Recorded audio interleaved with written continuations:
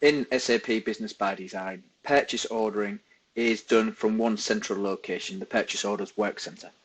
The idea here is that you have one process to do all your purchasing, whether it's for goods and services, whether it's for stock, non-stock purchasing, or even fixed assets. You can do it all from the same screen. So depending on what type of information you put into the purchase order determines how the system will behave. To create a new purchase order, I can click on the new purchase order tile. This opens up the screen and defaults a number of predetermined fields based on my employment within the organization. The next step is to add the supplier. Using type ahead, it works out what the supplier IDs, etc., and all the information relevant to that supplier. There's no need to remember IDs, etc. You can just type ahead as smart search to do that. To add items to the line of the purchase order, I click add row, and then here I can determine what type of purchasing I'm doing. You can see here I've got non-stock here, I've got third parties, and to stock if I do so wish. I also have the ability to view all, which gives me a lot more information to submit, which includes how the costs will be distributed within the solution. Once you've added the material, you need to put in the delivery date of when you expect the services or goods to be delivered, where it's been shipped to. This is particularly if you're dealing with stock, but where the services are going to be rendered, and how much is the price for the services to be rendered. Particularly important at this step is the account assignment. The account assignment determines whereabouts the costs will be posted. So if this is an overhead or is going to consume some of the budget from particular cost centers, you can assign a particular cost center if it's for a particular purchase. In this example, I've added 2 cost centers and distributed the costs 50% between each of those cost centers. You can have different types of account assignment, which includes direct to a general ledger account. Individual materials is the costs against the fixed asset, and also projects as well, if that's included in the solution. Once I've maintained all the attributes of the purchase order, I can finally check the approval process. This is a 2-step process requiring Diane Lacey and Lynn Freeman to do the approval steps. You can have multi-level approvals depending on values, etc. So I'm happy that the approval process is in place. So to trigger the workflow, I just need to click on the order.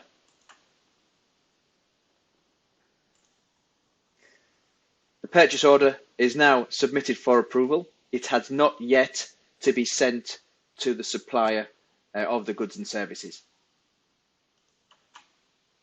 By refreshing the screen, I can see now that the purchase order is now at the top of my list and the status is in approval. To demonstrate how the approvals work, I will log off and log back on as one of the approvers to approve these purchase orders.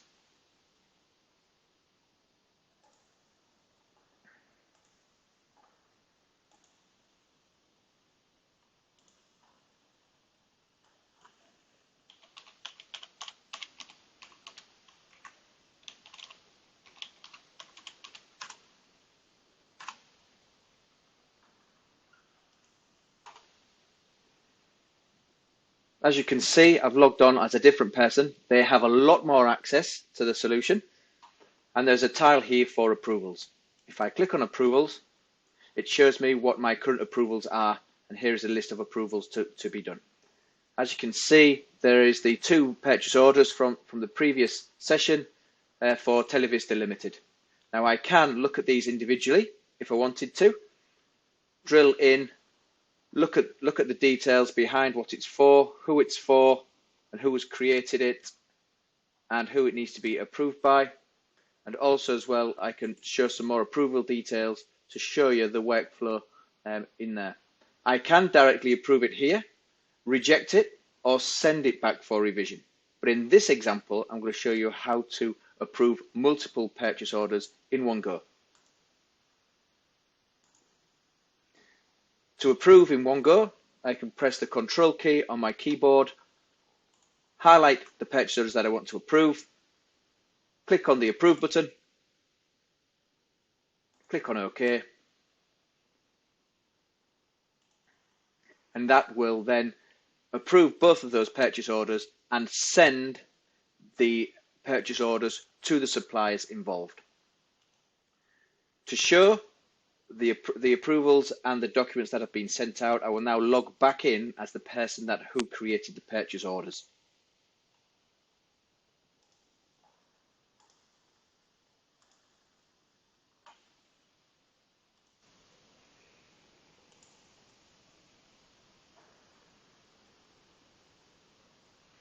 Now looking at the purchase orders list, we can see now the 2 purchase orders have been fully approved and automatically sent. If we wanted to look at this in detail, I can click on Edit, again look at the approval steps,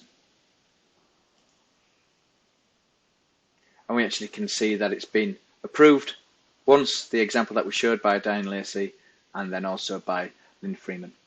Also, particularly from a end-to-end scenario perspective, we can also look at the document flow, and this shows us the purchase order, and then as the history of this purchase order gets created, we will then see the whole history end-to-end and can navigate between all items of the purchase order and the costs posted.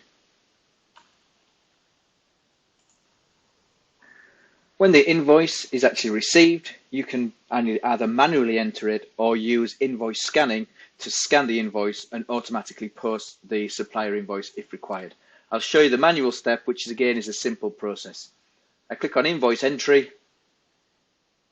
Here is my invoices that I want to post in, the purchase order that I want to post against. I click on new invoice. I confirm the invoice date, that for today. I can check the line items. It's already calculated any tax. If I wanted to look at the cost assignment, I can view all,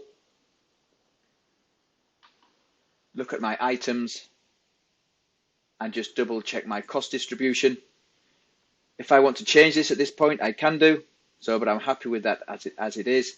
I can attach further details if I wanted to, and any exceptions that it was found, say for instance the price that they've submitted is slightly different, it will be held in here in the exceptions tab. Okay, if I'm happy, I can check this. It's found an issue, that external document ID is missing, so I just put the invoice ID here,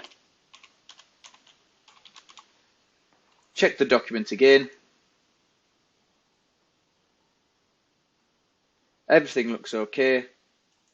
There is no exceptions. I'm happy with that. So the last thing I need to do is click on post.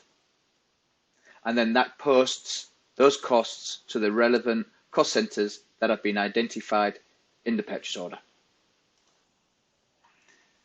Now by navigating back to my purchase orders, I can see now that the purchase order is now finished. If I wanted to look at that in further details, I can again go into the edit mode of the purchase order, look at the document flow. Now I can see the purchase order is related to the supplier invoice, so whether there's any inquiries to do with the purchase order or the supplier invoice that's supplied, I can navigate to either of those documents in the solution, and then I can click on this icon here, which opens up the general ledger postings. In the journal entry, I can see that there has been debits and credits posted to the UK GAAP set of books, but also in parallel IFRS set of books if parallel accounting is needed. Again, the costs have been automatically allocated to particular cost centers, and GL accounts, and attributed with the cost centers ID, splitting the cost between those two cost centers. The accounts that it identifies is based on the configure of the solution to identify, depending on the scenario, which GL accounts the costs are posted to at a particular point in time. One final note on approval processes.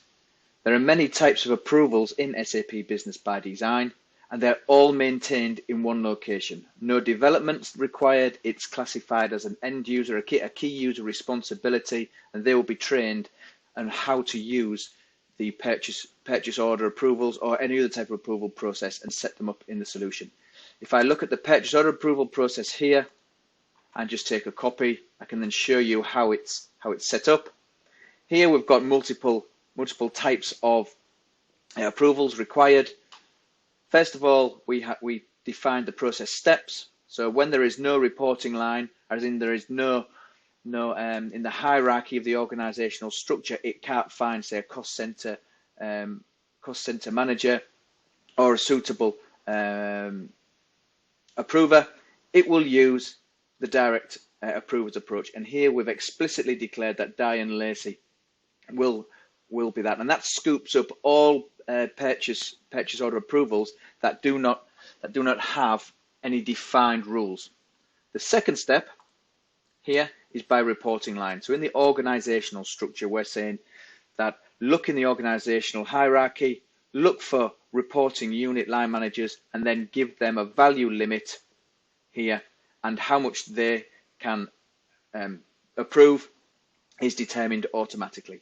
And we're saying in this step that we're looking for the total net value greater than £1,500, is not a project and is not a third party order. It therefore will look in the organizational hierarchy, identify the reporting line manager, and the value limit set up about them will determine who will approve those amounts.